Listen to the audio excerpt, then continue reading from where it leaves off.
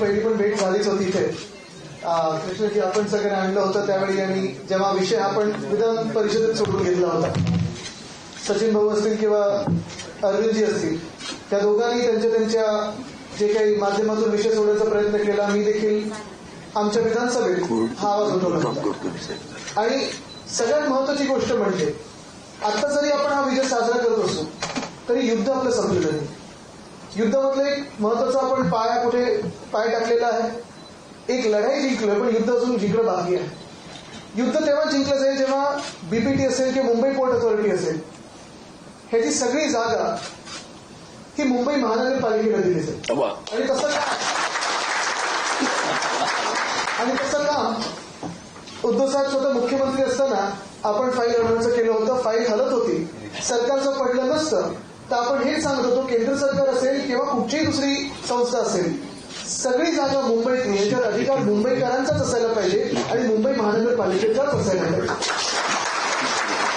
होतं असं खूप वेळा आपण पाहतो, रेल्वे लाईन टाकायची असते, रेल्वे स्टेशन वाढवायचं असतं, दिल्लीत कोणतरी बसले ते आदेश काढतात, GR काढतात की इथून आता लोक हलवा, स्थलांतरित करा, पाठवायची कुठे नाही तुम्ही ठरवायचं, पण आम्हाला ही जागा पाहिजे.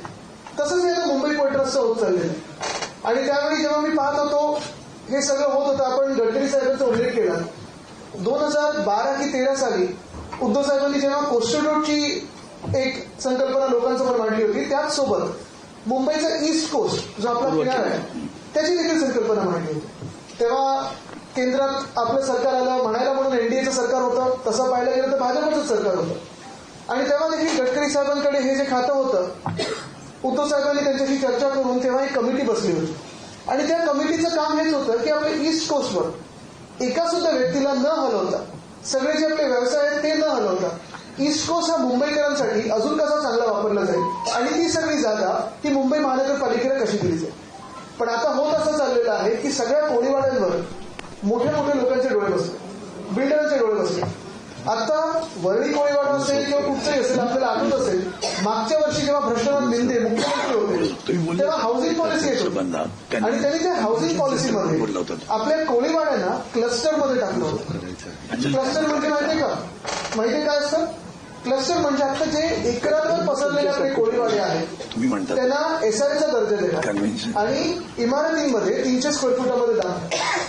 ह्याला विरोध करणारा पहिला आणि एकमेव पक्ष जो होता त्या पक्षाचं नाव म्हणजे शिवसेना उद्धव बाळासाहेब. अजूनही मी पाहत असतो आमच्या वरळी कोळीवाडा असेल किंवा अनेक कोळीवाड्यांमध्ये अजून सीमांकन पूर्ण झालेलं नाहीये. आपण अनेक बैठका घेतल्या, आपण ते काम पुढे नेलं होतं, पण सीमांकन पूर्ण झालेलं नाही. काही काही ठिकाणी SRA चा देखील दर्जा दिला जातो. त्याला आपला विरोध आहेच. आणि हे सगळं होत असताना हा जो प्रश्न आहे तो आपण मार्गी लावण्याचं आता काम करत आहोत. आपण मंत्री महोदयांकडून आश्वासन घेतलेलं आहे जे रेकॉर्डवर आहे की MFDC, BPT किंवा मुंबई पोर्ट अथॉरिटीला त्यांचं जे काही भाडं असतं ते देईल आणि आपल्यासाठी जे काही आपण त्याला देणं लागतो ते तर दिलंच आहे, पण ते जे देणं लागतात ते दिलं जाईल आणि आपल्यावर कारवाई होणार. आणि वेगवेगळे आयुक्त असतात, हे जे लेखी आलेले आहे ह्याचा अर्थ हाच आहे की मंत्र्यांनी जर आश्वासन पाळलं नाही तर आश्वासन समितीमध्ये आपण त्यांच्यावर कारवाई करू शकतो, त्यांना बोलवलं जाईल, हक्कभंग आणू शकतो. पण एक तुम्हाला सांगतो, आपण जो निर्धार केलेला आहे तो हाच आहे. कुठचाही कोळीवाडा असो, जसं धारावीचा तो उल्लेख झाला, तिथे देखील परवा मी कुंभारवाड्यात गेलेलो. 12.5 एकरवर हा कुंभारवाडा पसरलेला आहे. कुंभार राहतात तिथे, अनेक लोक राहतात, वेगवेगळ्या समाजातले राहतात, वेगवेगळ्या धर्मातले राहतात. पण रातोरात अदानी येतात आणि सांगतात आता ही जागा आमची. आणि कुंभारवाड्यातल्या देखील लोकांचा हाच प्रश्न आहे, ही जागा तुमची असेल मग आम्ही 3, 4, 5 पिढ्याच्या इथे राहत आहोत, आमची जागा कुठची? हा बेसिक प्रश्न आहे, त्याला काही उत्तर आलेलं नाहीये. आणि तिथे देखील आपण लढा असंच देतोय. हा लढा आपल्या मुंबईचा आहे. तिथे देखील हा लढा आपण सुरू केलेला आहे की जर आम्हाला माहीत नसेल आम्हाला काय मिळत आहे तर आम्ही इथून हलणार नाही, ही जागा आमची आहे. तशीच भूमिका आपण इथे घेतलेली आहे.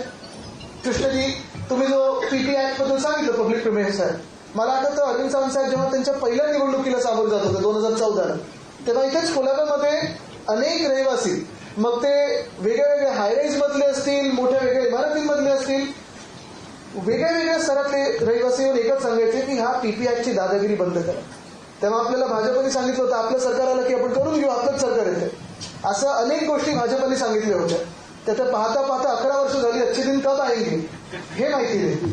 पण एक निश्चित आहे, जर आपण असेच एकत्र राहिलो ते आपल्या मुंबईसाठी असेल, आपल्या महाराष्ट्रासाठी असेल, अच्छे दिन के चांगले दिवस आपण 100% आणल्याशिवाय राहणार नाही.